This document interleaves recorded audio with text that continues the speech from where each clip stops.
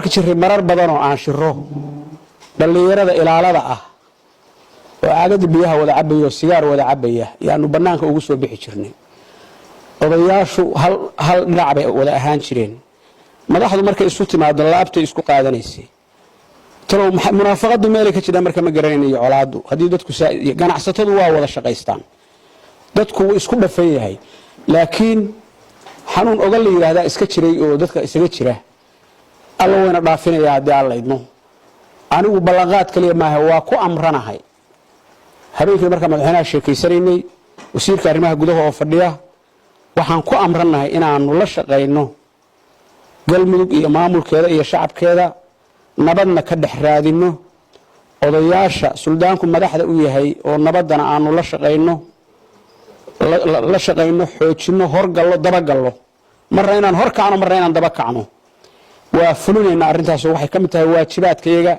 xaq rabbina way ka tahay xagga aadaanana waa nala ku amray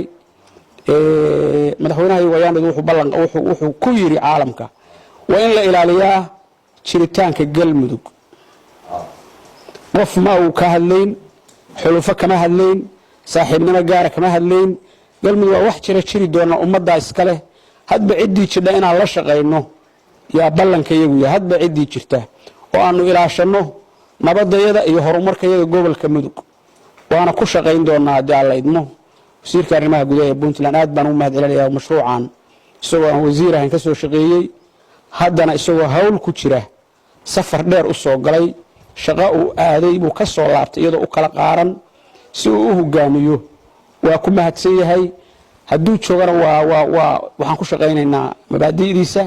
hadduu maqayana waa matalaynaa isagoo xukuumadda wakiil ka ah intaa dhaafin mayo sidii khayrku ku jiro ilaahay ha inoo sameeyo abshirta allahayna waafajiyo qalbigeena allahay isu dumo colaadu waa sharka allahayna ka jabsho ilaahu nabad noogu bedel